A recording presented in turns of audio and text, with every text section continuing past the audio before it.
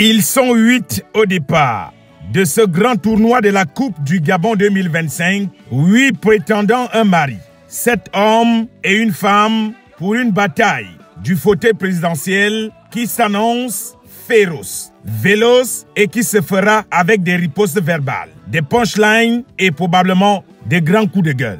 Durant 2 semaines, tous les regards seront rivés vers le Gabon, qui va livrer un spectacle politique digne des quarts de finale d'une Coupe du Monde. Nous allons assister à une campagne électorale de toutes les sensations, des déclarations et des jubilations. Parmi les 8 candidats, vous avez Alain-Claude Bilibinze, ancien Premier ministre et dernier mohican d'Ali Bongo, lui, pour retrouver le pouvoir de son ancien mentor perdu en 2023. Il se présente comme le principal challenger de Brice Clotaire. Il a avec lui, comme atout, un art oratoire très efficace que certains de ses détracteurs considèrent comme du dilatoire. Il a aussi, pour lui, la maîtrise des dossiers de la République et il sait surtout frapper là où ça fait mal. Le deuxième, Dr Stéphane Germain Iloko, un ancien pédégiste, médecin de formation, il saura probablement comment parler et surtout convaincre ses collègues en blouse blanche. Il aura l'avantage de connaître les noms des maladies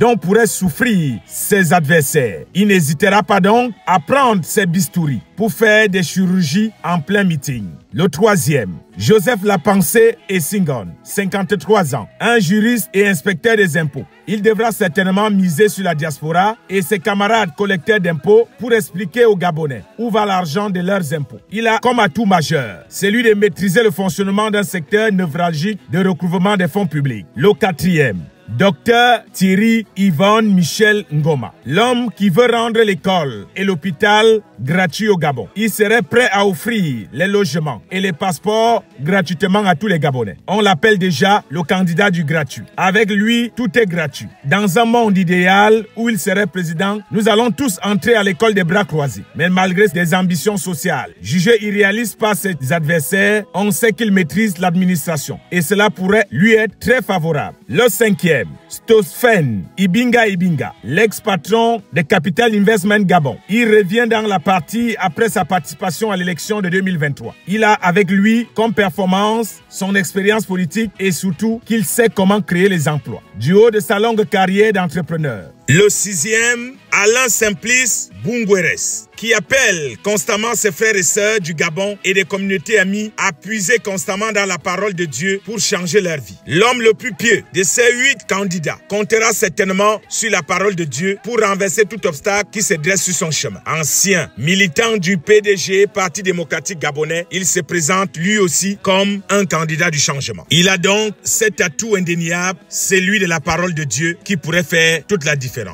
La seule femme de cette course, c'est elle, Madame Zeneba Nyinga Chanin. Jeune et belle, elle pourrait sérieusement inquiéter les favoris du fait d'être la seule femme mère de l'humanité de cette compétition. Tout le monde la trouve audacieuse, courageuse, parfois fougueuse. Ses atouts féministes pourraient jouer en sa faveur. Enfin, le super favori de la compétition, c'est le président de la transition, le désormais monsieur Oligui Nguema Brice Clotaire, qui a déposé les armes et son treillis militaire pour se lancer à l'assaut de la présidentielle, comme un civil à part entière. Présenté comme le grandissime favori, certains de ses concurrents le trouvent de plus en plus arrogant, comme lorsqu'il déclare qu'il n'a pas d'adversaire. Il sera à coup sûr le candidat le plus suivi médiatiquement des 8, mais aussi celui qui recevra le plus de tacs, de tirs et de clashs par ses adversaires. Mais Oligui Nguema a une longueur d'avance sur son bilan en tant que président de la transition. Il ne faudra donc pas dormir sur ses lauriers car le match c'est 90 minutes plus temps additionnel avec possibilité de prolongation. Beaucoup de choses peuvent donc se passer. Dans cette campagne qui s'annonce houleuse et passionnante, certains feront des promesses fallacieuses, d'autres ambitieuses, des déclarations calomnieuses et d'autres furieuses.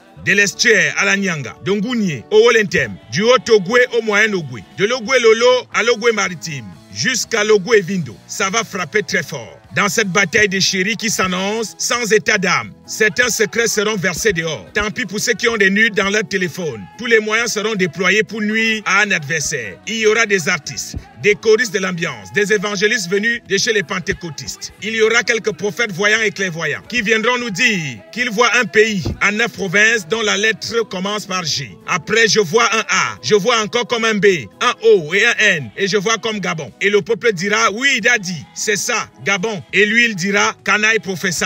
D'autres, sans faire semblant, nous diront que Dieu leur a dit qu'avant que le coq ne chante 3 fois, à minuit le 12 avril, Marlène et Sola et Foutam aura régné Alain-Claude Bilibibindi. Cette campagne se jouera aussi dans les studios d'enregistrement. Les artistes sont en préparation. Tant pis pour ceux qui seront admis aux urgences. À l'hôpital, les docteurs seront en plein meeting. Et c'est un défibrillateur. À force d'attendre d'être utilisé, pourront avoir des arrêts cardiaques. Ceux qui ont prévu de commettre des forfaits en cette période, tant pis pour eux. Qui aura le temps de venir les juger? Ils attendront probablement la prestation de serment. Même les prêtres de l'église iront en campagne. Le carême sera devenu le baptême. Tout le monde dira, on se justifiera au dernier jour. Des administrations seront comme le désert. La seule bonne nouvelle, c'est la réduction des factures d'électricité. Les propriétaires des hôtels se frottent déjà les mains. C'est le moment de faire le chiffre d'affaires. Seuls les placards des hôtels seront témoins de records d'infidélité qui sera battu. Vous regarderez dans les meetings certaines panthères qui seront assises derrière avec les lunettes vitres fumées en attendant de faire des meetings privés à partir de 22 h dans les chambres des équipes de campagne. Nous allons vibrer pendant 2 semaines qu'on va qualifier de campagne de la gloire glorieuse au Gabon. Nous les journalistes, on aura beaucoup de boulot pour vous raconter dans les moindres détails les petites anecdotes durant les 2 semaines de campagne. Rendez-vous le 28 mars pour le début des hostilités. À Bimté pour le moment.